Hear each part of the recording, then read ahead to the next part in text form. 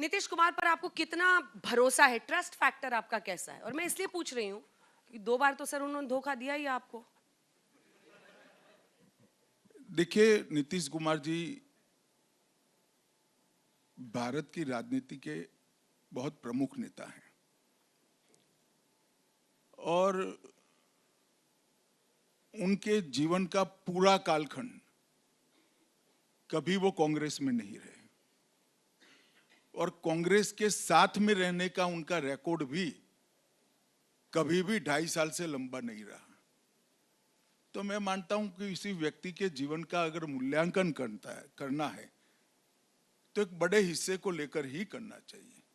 और ठेठ समाजवादी नेता हैं, इनके राजनीतिक जन्म से ही कांग्रेस का विरोध करते रहे हैं, जेपी आंदोलन के प्रमुख नेता रहे हैं और इमरजेंसी में भी अच्छी खासी लड़ाई कांग्रेस के खिलाफ लड़े हैं।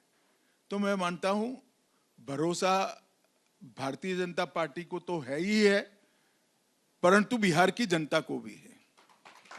अगर इस बार नीतीश कुमार की कम सीटें आएंगी, आपकी ज्यादा आएंगी, तब भी आप उनको सीएम बनाएंगे? मैंने कहा कि आप टाइटल नहीं निकलवा पाएगी, दूसरे प्रश्न पर शिफ्ट होगी तो आपकी गाड़ी आगे बढ़ेगी।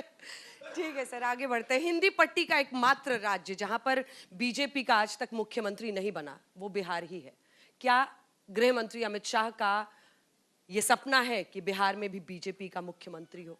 पहली बात तो मैंने आज तक जीवन में कोई स्वप्न ही नहीं देखा है। मैं बहुत चैन की नींद सोने वाला आदमी हूँ, तो मेरा स्वप्न आपको किसने कह दिया, मेरे लिए सस्पेंस है। खैर, भारतीय जनता पार्टी गठबंधन में भरोसा करती है। गत चुनाव में मैंने जैसे कहा हमारी सीटें कम थी, फिर भी हमने नीतीश कुमार जी को मुख्यमंत्री बनाया।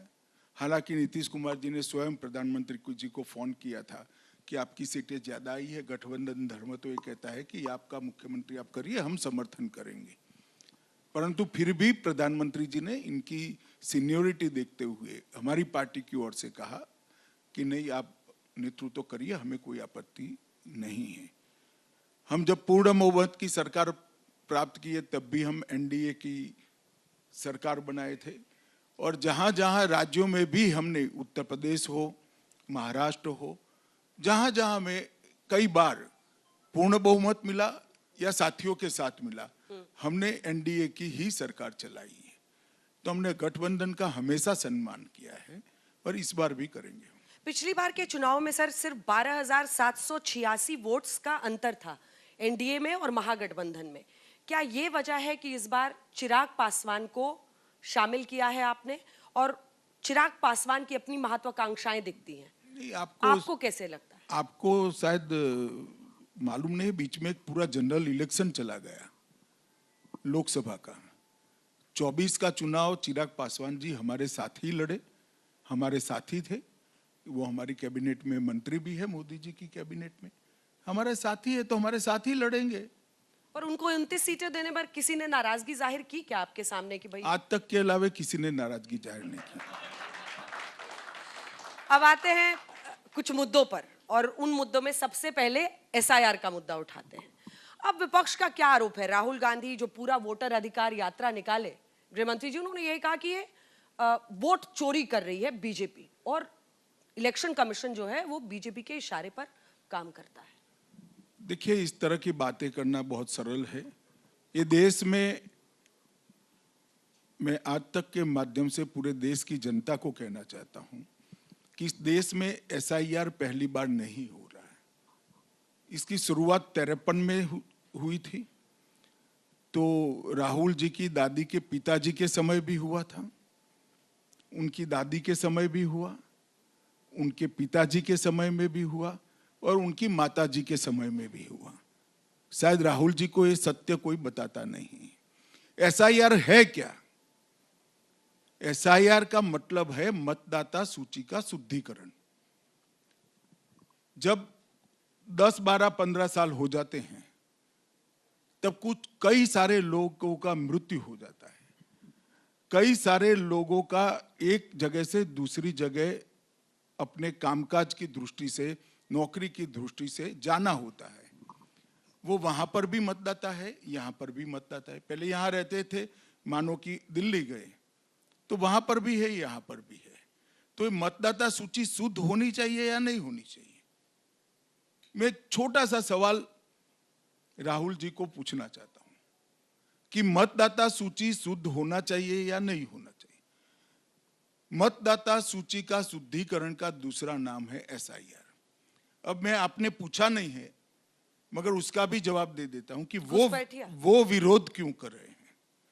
वो विरोध इसलिए कर रहे हैं कि 2003 के बाद इस देश में ढेर सारे विदेशी नागरिक फर्जी तरीके से देश की मतदाता सूची के अंदर अपना नाम ऐड कराने में सफल हुए हैं। मेरी देश की जनता को सीधा सवाल है, जो बांग्लादेश से यहां आए हैं, जो दूसरे देश से यहां हैं, जो हमारे देश के नागरिक नहीं है, उनको देश की चुनावी प्रक्रिया के अंदर हिस्सा लेना चाहिए क्या? हमारे संविधान ने तय किया है कि मतदाता वही बन सकता है जो इस देश का नागरिक होगा। हमारी कानून ने तय किया है कि मतदाता वही बन सकता है जिसकी आयु 18 साल के ऊपर होगी। तो ये दोनों क्राइटेरिया के आधार पर मतदाता सूची का शुद्धिकरण करने की जिम्मेदारी और फर्ज दोनों चुनाव आयोग का है। मगर पूरी इंडी गठबंधन को की तकलीफ क्या है? उनको तकलीफ है कि सीमांचल में ढेर सारे घुसपैठिए मतदाता बन चुके हैं। आज चुनाव आयोग के शुद्धिकरण से वो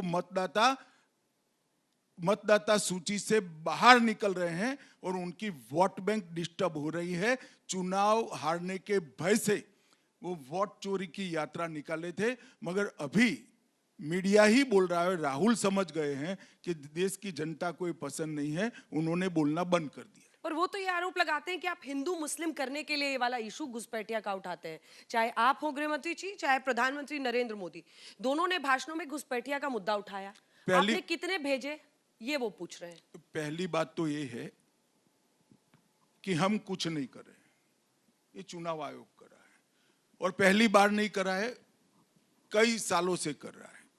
दूसरी बात, चाहे हिंदू हो या मुसलमान, अंजना जी आप इस देश की वरिष्ठ पत्रकार के नाते मुझे बताइए, मुसलमान घुसपैठिया हो तो उसको मतदाता रहना चाहिए क्या?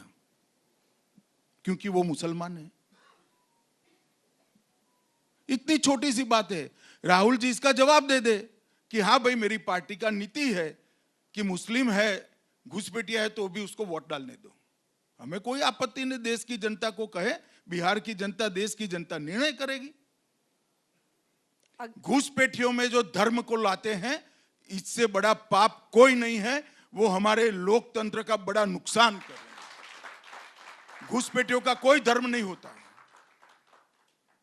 आपके सपनों वाला एक और राज्य आ रहा है, पश्चिम बंगाल, जहां पर मुझे पता है कि आपके अंदर ये कामना है कि वहां पर भी एक दिन बीजेपी की सरकार। ममता बनर्जी अभी से ललकार रही हैं कि अगर यहां पर आपने एसआईआर या कुछ किया तो लोग सड़कों पर उतर जाएंगे, आपके खिलाफ दंगे हो जाएंगे।